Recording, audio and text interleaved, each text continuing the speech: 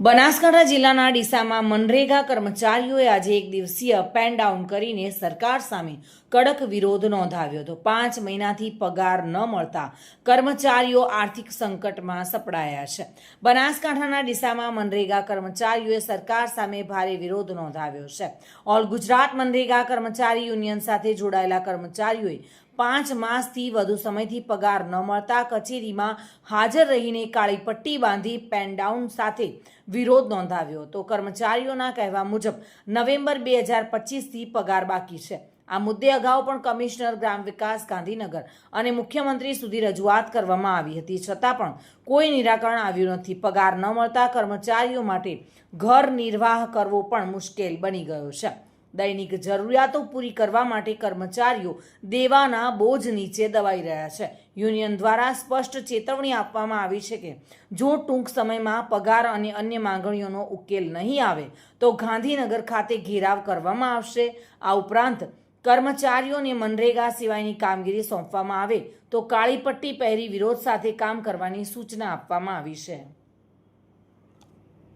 એક તરફ સરકારની મહત્વપૂર્ણ મનરેગા યોજના હેઠળ કામ કરતા કર્મચારીઓ પોતાના હક માટે સંઘર્ષ કરતા જોવા મળી રહ્યા છે।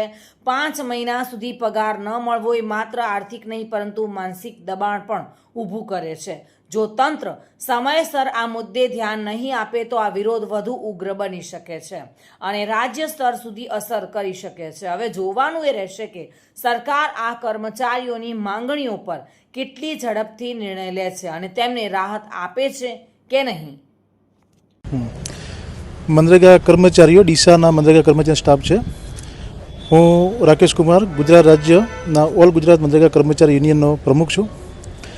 છેલ્લા 5 માસથી મનરેગા કર્મચારીઓનો પગાર જ નથી થયો, બરાબર છે। છેલ્લા ઓક્ટોબર માસથી આજ દિન સુધી પગાર થયો નથી। પગાર વગર કર્મચારીની હાલત એટલી કફોડી થઈ ગઈ છે કે તેઓને પોતાનું ઘર ગુજરાન ચલાવવું પણ મુશ્કેલ બની ગયું છે। આ માટે અમે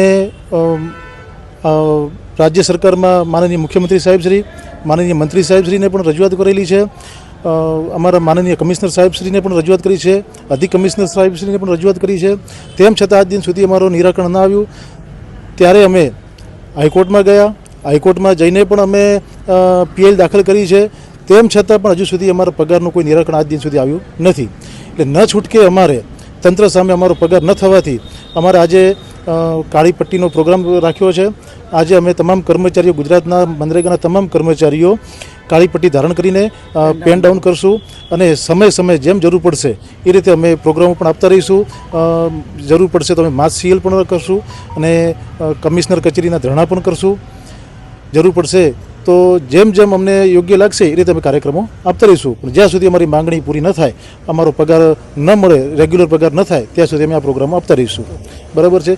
એ સિવાય પણ અમારી આજ દિન સુધી જે અમારા હકનો પગાર લેવાનો નીકળ્યો છે, જેમ કે અમારો પગાર વધારો છે, અમારા ઠરાવમાં સરકારના જે અમારો પરિપત્ર છે એમાં ઉલ્લેખ છે, એ પરિપત્ર પ્રમાણે પણ અમને આજ દિન સુધી અમારો પગાર વધારો મળ્યો નથી, બરાબર છે। અમારા એકાઉન્ટના ખાતા પણ ખુલ્યા નથી। એટલે આવા ઘણા બધા પ્રશ્નો છે અમારા જે આજ દિન સુધી અમારા પૂરા કર્યા નથી, માટે અમે આ બધા કાર્યક્રમ અમે ચાલુ કર્યા છીએ। ધન્યવાદ। અમારો 5 માસથી પગાર થયો નથી, એનું રજૂઆત છે અમારી। હું મનરેગા યુનિયનનો ડીસા તાલુકા પ્રમુખ બોલું છું। અમારા બાળકોની સ્કૂલ ફી ભરવાની તકલીફ પડે છે, સ્કૂલો ચાલુ થઈ ગઈ છે, પછી પેટ્રોલ ભરાવાના પૈસા પણ નથી હાલતો, એ ફિલ્ડમાં જઈ શકતા નથી, એટલે મજૂરોના પગાર પણ થયા થયા હજુ, અને અમારા પગાર થયા નથી, ખૂબ હાલાકી પડે છે, ઘરનું ભરણ પોષણ કરવું તકલીફ પડે છે। અને કામગીરી તો અમે કરીએ છીએ, તાલુકામાં આવીને કામગીરી બધી કરીએ છીએ, પણ સરકાર પગાર કરતી નથી 5 મહિનાથી। રજૂઆતો ઘણી કરી, પીએમ સાહેબને પત્ર લખ્યો, કમિશનર લખ્યો, અધિક કમિશનર લખ્યો, નિયામક સાહેબને પત્ર લખ્યો, પગાર થતો નથી અને કંઈ જવાબ પણ આપતા નથી। ક્યારે થશે એ કે અમારે સિસ્ટમ નવી આવી છે એટલે થતો નથી, એવું કહે, કંઈ યોગ્ય કારણ નથી આવતું। હાલાકી કેટલા વિસ્તારોના લોકોને આ ગુજરાતમાં કોઈ વખત પગાર થયો નહીં। મનરેગા યોજનામાં ડીસા તાલુકા પંચાયત કચેરીમાં ટેકનિકલ આસિસ્ટન્ટ તરીકે ફરજ બજાવું છું। અમારો પગાર છેલ્લા ઓક્ટોબર માસથી 5 માસથી થયો નથી। અમને ઘર ચલાવવું બહુ મુશ્કેલ પડે છે અને કદાચ ફરજ ઉપર સાઈડ ઉપર જવું પડે તો જવા માટેની અત્યારે મને બહુ મુશ્કેલી પડે છે। શું કહેશો, પગાર નથી થયો, ઘર ચલાવવું કેટલું મુશ્કેલ બન્યું? પગાર ન થવાના કારણે બહુ હાલાકી પડે છે બધા, ઘણા બધા કર્મચારીઓ હાલત બહુ ખરાબ છે. ખરેખર કચેરીએ મિટિંગમાં બોલાવે ને તો પણ આવી શકાય એમ નથી. આ કચેરીઓ કર્મચારી હાલત બહુ જ ખરાબ છે. ફિલ્ડમાં જવાનો પણ ફિલ્ડમાં જવાના પણ એમની પાસે પૈસા નહીં. એમને કદાચ એમના વાહનમાં પેટ્રોલ પુરાવવું હોય ને તો આજે એમને તકલીફ છે.